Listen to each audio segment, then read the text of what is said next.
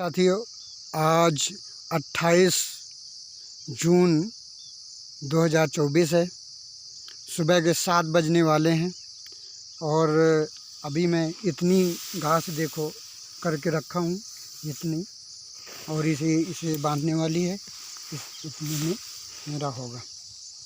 मैं doctor, master, BMS, AM, CMSED एवं B.Ed करके बैठा हूँ, TET करके बैठा हूँ।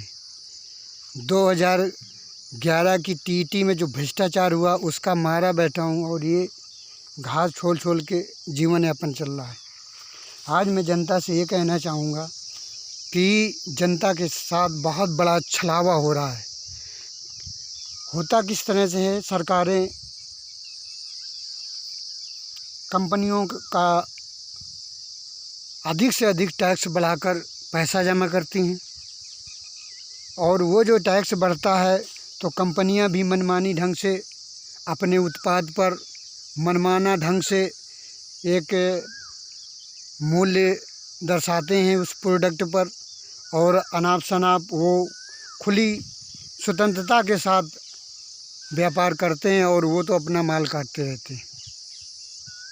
कभी किसानों ने क्या सोचा क्या कि ये लोग अपनी कंपनियों के उत्पाद को अपना रेट रख कर और माल काटते रहते हैं, और ये किसान आदमी जो है अपने अनाज का कभी मूल्य नहीं दर्शा सकता है, न अपने मूल्य से न लागत से बढ़ के कुछ बेच सकता है, क्योंकि हमेशा उसके अंदर एक मजबूरी रहती है कि ये फसल बेचेंगे तो इसके बाद घर का कपड़ा लत्ता, नमक तेल और जीवन यापन की जो आवश्यक आवश्यकताएं ज़रूरतें हैं उनको कर सके, इसलिए मजबूरी में बेचता है और वो आने पौने दाम में बिकता रहता है, क्योंकि उसके अंदर स्वतंत्रता नहीं, उसके अंदर ऐसा रह नहीं गया कि वो अपना प्रोडक्ट का मूल्य अपना स्वयं निर्धारित करे।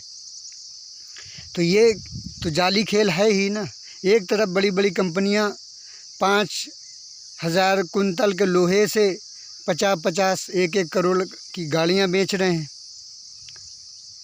अपने मूल्य से बड़े बड़े ज़मीनों को शहरों में मकान बेच रहे हैं, और गरीबों का मूल्य कितना निम्न दर्शाकर उनके जीवन यापन को कितना दुर्लभ बनाया है। और ये सारा दारोमदार सरकारों के माध्यम से होता है। और वो एक सीधा उदाहरण है कि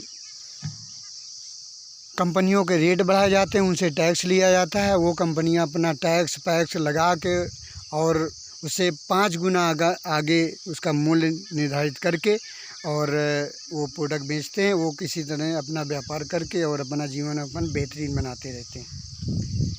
यही कारण है कि आज देश के पूरे संपत्ति का, पूरे धन का जो व्यापार चलता है, जिसके माध्यम से एक संपत्ति के माध्यम से, पैसे के माध्यम से जो देश का परिवहन, आवागमन और जो व्यवस्था चल रही है, उसमें 90% पैसा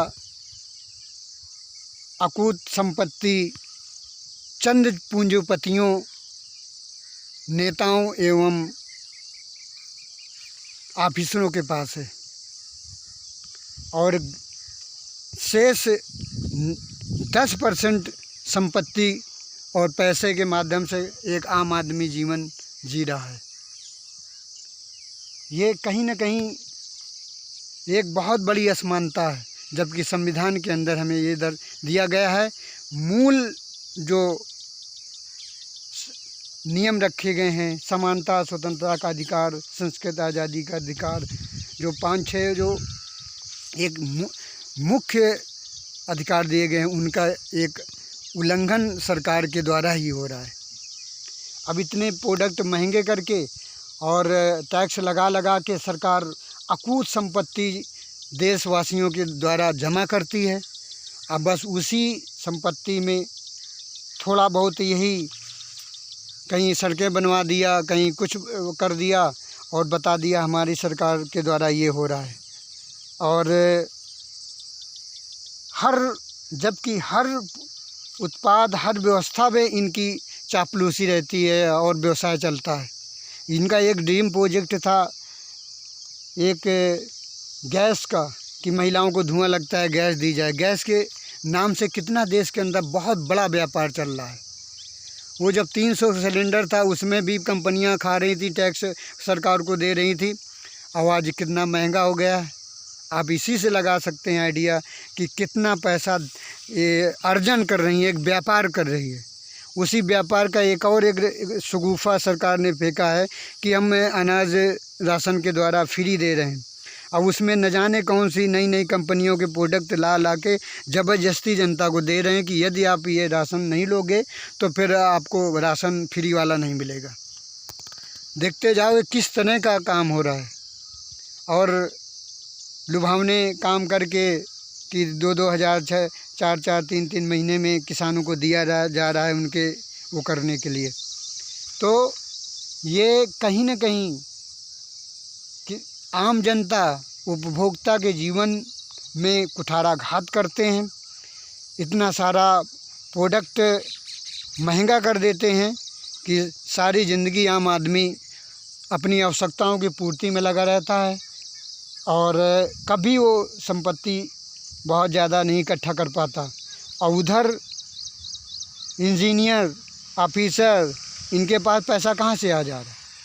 क्योंकि उनको खुला छूट दी जाती है कि आप 20%, 30% आप दीजिए, इसके बाद कोई भी निर्माण कार्य कराइए, कोई भी सड़क का निर्माण कराइए, और धड़ल्ले से चलता रहता है।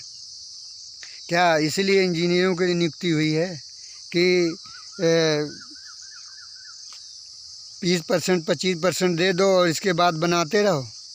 उसी का नतीजा था कि वो जो पुल टूटा था जिसमें घड़ी बनाने वाली कंपनी को इसी सरकार ने दिया था ठेका, और वो पुल टूट गया और न जाने कितने लोग मारे गए।